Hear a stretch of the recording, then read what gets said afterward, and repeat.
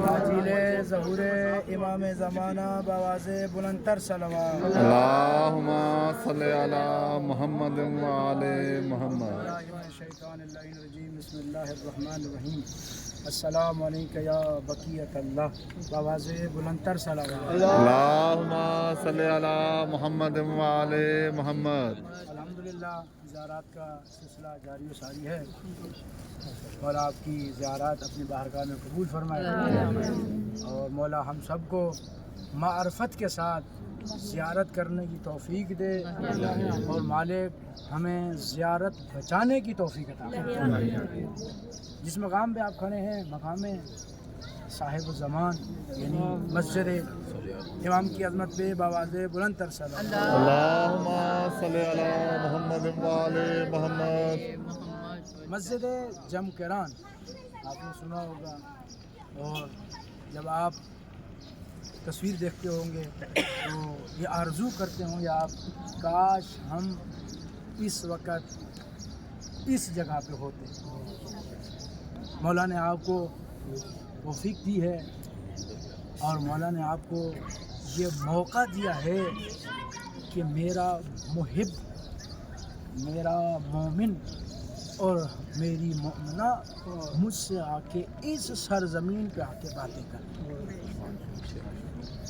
रिवायात में है कि जो शख्स मोमिन या मोमिना मार्फत के बग़ैर अपने वक्त के इमाम की मार्फत के बग़ैर इस दुनिया से अगर चला गया वो जाहिल होगा।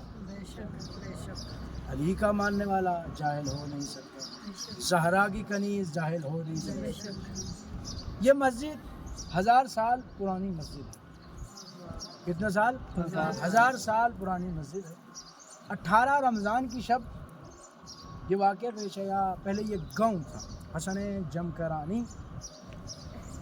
ख्वाब में देखते हैं, बाज़ कहते हैं ख्वाब है, बाज़ कहते हैं नहीं हकीकत में देख रहे हैं। इस जगह कारोबार किए जाते थे इस ज़मीन पर तो नुकसान ही नुकसान होते थे। बिल्डिंगें खड़ी की गई, नुकसान। तो हसन जमकरानी को ख्वाब में इमाम ज़माना अज्जलल्लाहु अल्लाहुम्मा सल्ली अला मुहम्मद व आले मुहम्मद।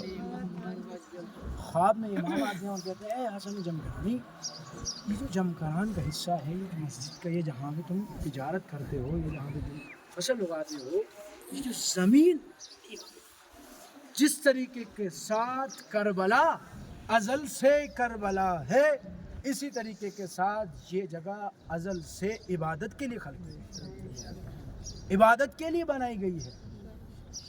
18 रमज़ान की शब ये वाक़या पेश हुआ कि मौला ने हुक्म दिया कि यहाँ पे मस्जिद तामीर की जाए। ये कहता है कि मौला मेरे पास तो कुछ नहीं है, मैं किस तरह मस्जिद तामीर करूँ। मौला फरमाते हैं कुम की तरफ चले जाना, हमारे मुहिब तुम्हें मिलेंगे और ये मदद तुम्हारी करेंगे इस मस्जिद को बनाने की। ये हसन जमकरानी शुरू होती है, जाता है मौला के मुहिब के पास, मौला के चाहने वाले के पास आलम और वो सारी रात नहीं सोए। जैसे ही उनके दरवाजे पे जाते हैं ना उसने उसको कभी देखा ना इसने उसको कभी देखा, डायरेक्ट यही कहते हैं कि हसन जमकरानी हो। अल्लाह कहते आपको कैसे पता? कि मैं रात से तुम्हारा इंतज़ार कर रहा हूँ। मौला ने हुक्म दिया जब ये मस्जिद आप तामीर करें, जब इस मस्जिद की आप ईंट रखने लगें तो आपने एक दुम्बा लेना है, जाफर काशानी नामी रेवड़, उससे आपने दुम्बा ख़रीदना है। दुम्बे की खुसूसियात मौला ने बताई कि इस रंग का हो। अब ये चले, ऐलान किया गया कि भाई मौला के हुक्म से हम मस्जिद तामीर की जा रही है और ये कुछ बुजुर्गान चले दुम्बा लेने के लिए।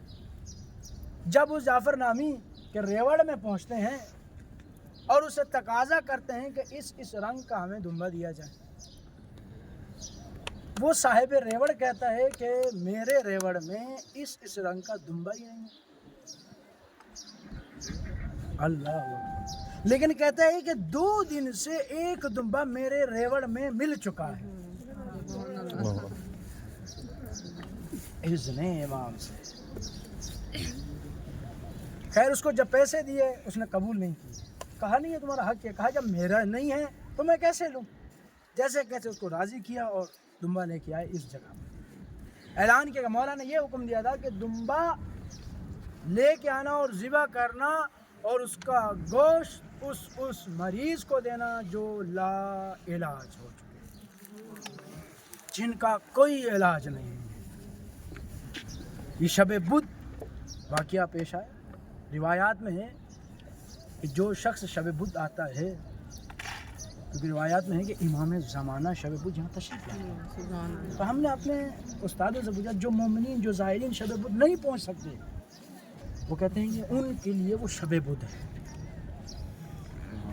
जब बरोज़े महशर जब इमाम ज़हूर फरमाएंगे तो हमें उठाएंगे, जब उठाएंगे तो हम ये कहेंगे हमने इस शख्स को कहीं देखा था, नहीं पता इमाम इस मस्जिद में किस गोशे में बैठे हों, किस कोने में बैठे हों। दुम्बा ज़िबा किया गया और उन मरीज़ों को दिया गया जो ला इलाज मरीज़ थे, उन्हें मिला, उन्होंने खाया और शिफा याब। उस निस्बत से आज बरोज़े मंगल जहाँ एंट्री दरवाज़ा है वहाँ पे उस निस्बत से आज भी वो आब गोश्त उस दुम्बे की निस्बत से आज भी चलता है और लोग लेके जाते हैं, खाते हैं और शिफा याब।